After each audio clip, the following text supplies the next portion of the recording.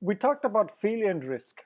Now, let's dive a little bit more into this thing. Why it doesn't work in companies? Why is there such a problem with that? And we call it the micro versus the macro scale.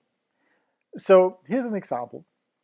23 managers were asked if each of them were to take on the project, they had a 50% chance of success. So you had 23 managers, 23 projects.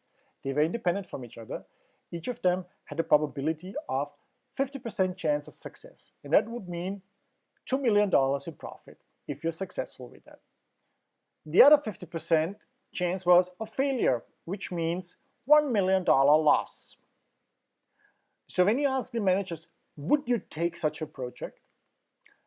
How would they react? So this question was asked by Richard Thaler, a behavioral scientist, to this group of managers. And well, the result was that three only out of the 23 agreed to take on such a risky project. 20 refused. 20 refused to take on such a project. So what did the CEO say? The CEO said, I want all the projects done. I want all the 23 managers take one project. Yeah, which of course makes, when we look at it closer, total sense, because 50% success means 11.5 projects make 2 million, 11.5 projects lose 1 million. So in total, we make actually 11.5 million profit because we win 23 million with the 11.5 successful projects, but we lose 11.5 million with the 11.5 not successful projects. So in total, this is 23 million minus 11.5 million. It's 11.5 million profit. So why is there such a difference between what the CEO wants and what the managers want? That's the micro versus macro scale. On the macro scale, of course, it makes total sense, and that was the calculation. We make win. We are making profit, even if 11.5 of these projects fail. So why do managers refuse to take on such projects? Because they are incentivized on a micro scale. And the micro scale is, if my project succeeds, I get in the best case a pat on the shoulder and a little bonus, yeah. But if my project fails, I may lose my job. So that's conclusion is, I will not take on the project. And that is not because the managers here dump, but this is what we call a dump principal problem. The principal agent, the principal is the CEO and the agent is the manager. This makes the principal framing the problem too narrowly. It's easy to blame the manager for being too wimpy, while in reality the CEO is to blame. The principal did not create a psychologically safe environment, did look on a micro scale instead of a macro scale perspective, did not create a reward system where managers will be rewarded for decisions that were value maximizing ex ante with information that is available at the time they were made. They did fall into the trap of the hindsight bias, because at hindsight, of course, it's clear why this project failed. But when you start the project, it's not clear at all. So when we look at that, we need to become smarter in measuring innovation. And measuring innovation, for that we need metrics. So what types of metrics do we have? For example, we have so-called basic metrics, right? We have metrics that such as how many ideas are submitted, yeah? How many ideas were entered into a hackathon and innovation context? How many ideas were pitched?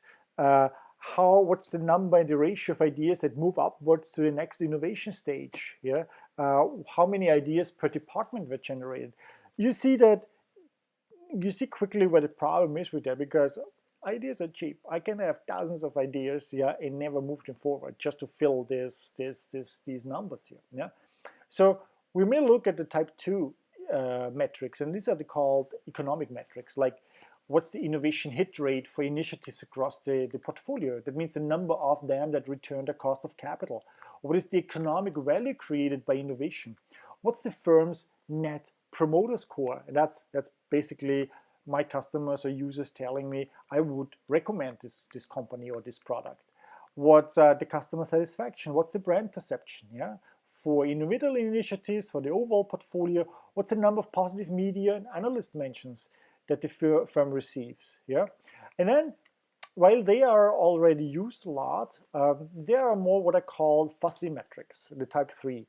And this is basically not easy to quantify, like the willingness to take a risky project, yeah, the willingness to promote, to take risky metrics, the rate of covering the adjacent possible. What can we look at?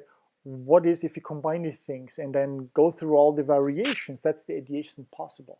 What about network nodes, degrees of separation, power nodes versus entrepreneurs that I have? Yeah, do we have a corporate structure that is too hierarchical, that doesn't allow entrepreneurs, or is it more free structure that I have that creates little teams and small teams in a very flexible way? What about cross-team collaboration?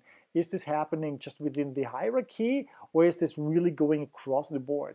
What about returns on collision, about spaces that we have? So we could basically look at such metrics from an external, internal, and past and future point of view. And this is, I think, what you need to implement and look at in order to get a better hold of where your innovation is going and how healthy and alive innovation in your company is. So the next big thing is, of course, forecasting. Right? Can you forecast the revenue of your idea, of your project, to get your project green lighted? Yeah, so that managers say, okay, go ahead, and you'll get the budget, and we are certain. You need to be able to measure that. Now, when we look at that, again, here we come to the horizons, the 3 horizons that we've learned about. With a mature business, people are typically, managers. The metric is profit. The systems are robust. I know what's going on. We see here 70% of the activity. Yeah, but we also need metrics and systems and percentage on Horizon 2. And here we come in the 70-20-10 that Eric Schmidt has mentioned. For Horizon 2, with a rapidly growing business, I don't need managers, I need leaders. For metrics, I need to look at not at the profit metrics, I need to look at the growth metrics. And for systems, they're typically fragile at this moment. Yeah, we're just building them up. They're still shaky. Yeah, and we spend 20% of the time on that. And the unknowns, the new ones, we need innovators, not managers, not leaders. We need innovators. We need to look at potentially costs that could be there. We have no system in place at the moment. Yeah? We're building that system. We're thinking about how this system looks like, and we spend 10% of the time. Now, for Horizon 1 perspective, we see here revenue versus costs. So a Horizon 1 perspective, we are earning money already. Yeah? So we're making money because we have this product, we have the processes in place, everything is working. While for another one that we just ramp up, a Horizon 3 one, we have costs, we just incur costs, we just need to create that, we just spend money on research, yeah, and there may be for a long time no break even that we see here, yeah.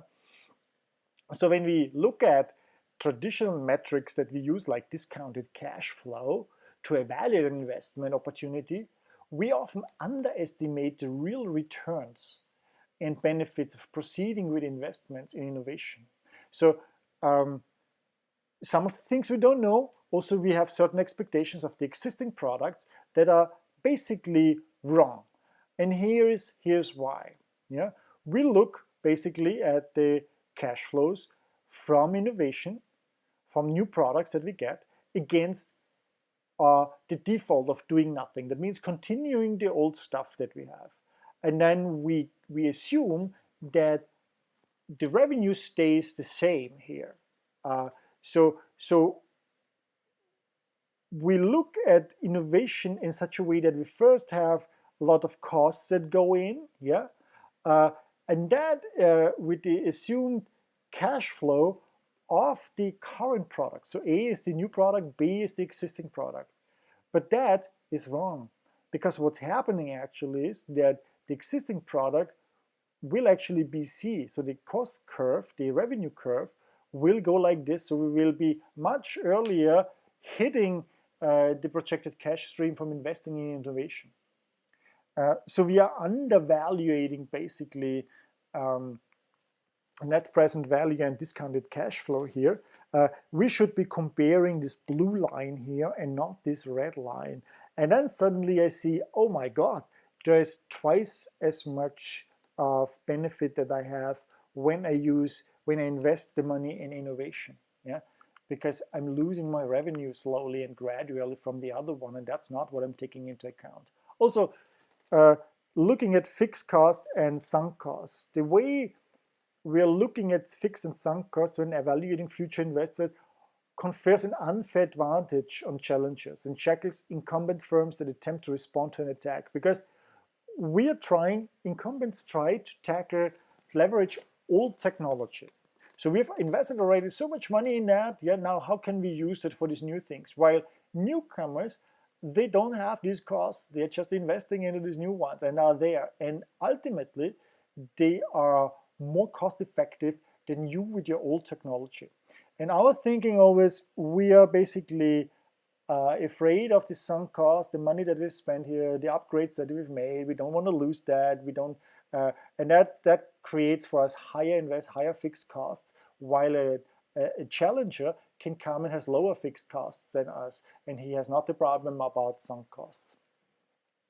Also, usable lifetime versus competitive lifetime. So when we build new capabilities, we're writing off the old, and incumbents face in this on the short term a big hit in that thing. Yeah, while the new incumbents, the new entrants do not have that. So the solution is we need to value strategies and not projects for that.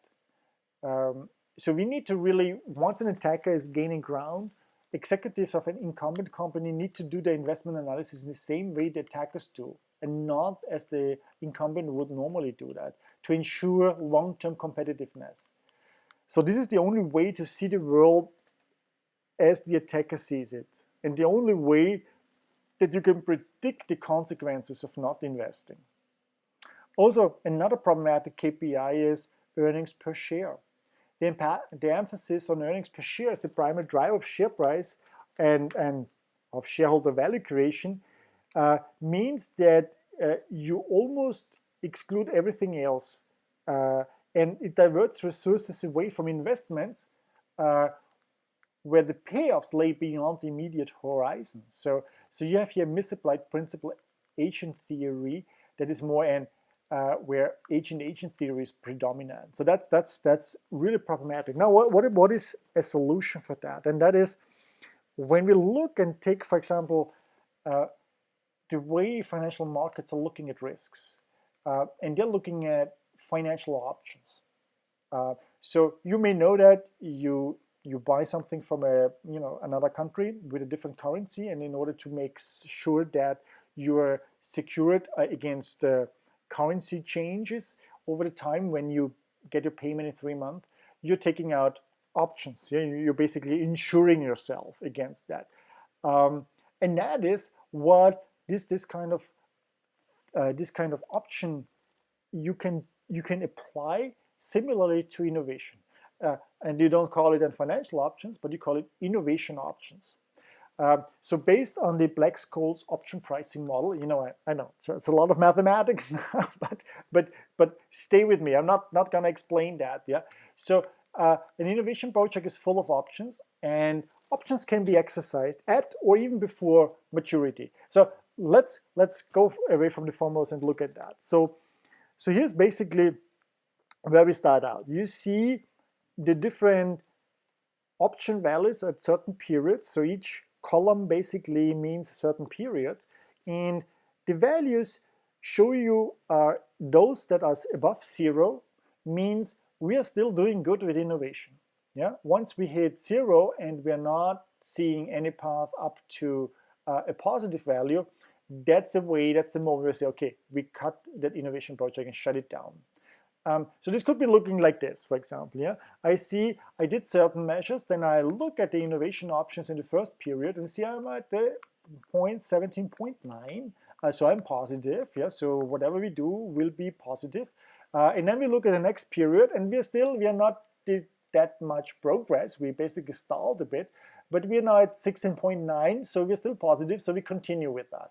And in the next period, oh, we actually made really progress, and now we're getting a much better feeling of that. And now it's 43.5 and 43.3. So here you can really give a manager, an innovation manager, a tool in the hand to make decisions on continuing an innovation project or shutting it down.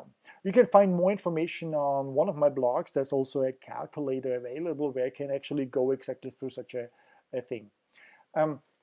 Now, the application of these methods shows us also their weak features. Yeah, so this model is based on a continuous time assumption. So this implies that we can sell or buy the share in an innovation project at any time. Yeah, this of course may be or seem unrealistic in R&D investment projects. Yeah, it's of course also based on a replicated portfolio assumption. So it may be unrealistic again for R&D projects. It is based strictly on the binomial changes assumption. So it is too strong, it's a too strong restriction concerning R&D investment projects. So this was kind of heavy stuff, of course. Yeah. Now, but we need to measure that, and in addition to that, we need to incentivize our entrepreneurs. And how do we do that? How do companies do that? They may do that through different ways, and here are some examples of how big companies do that. IBM, for example, gave innovators as very successful employees their own department and lab with 3-4 people where they could do stuff that they were interested. SAP at the Global Business Incubator, where with a period of up to 18 months, teams could work on their project. Yeah, so they could also earn a bonus the size of an annual income and even more if they were considered successful. SRI encouraged teams to spin off their own companies. I mean, that's a huge incentive. So other incentives are less monetary. Yeah, you may give them larger media exposure, executive exposure, and follow up. Yeah, you may allow them to continue with the product service, following those clear criteria and metrics that we just learned about the innovation options. Now, bad reward strategies here that you should not do is, I'm not really a fan of competition prices. This leads often to competition and not to collaboration. Is often one-times, yeah, and there's no follow-up there. Often executives are not interested in pursuing that. Number of filed patents. Patents are not a signature, not a sign of innovation. Yeah, there's no further execution on that. A big check or bonus. This may actually lead to envy. Google faced that kind of thing. Yeah, and people try to just get to the minimum requirements in order to earn that big check. Yeah, and profit sharing. Innovators usually don't have a say in how much the product shall cost. Or what's the product strategy here? Or they're not even able to calculate the cost savings. So they really don't have control over it. So incentivizing and tying that to profits is counterproductive, because this may just lead to frustration. Don't have that under control.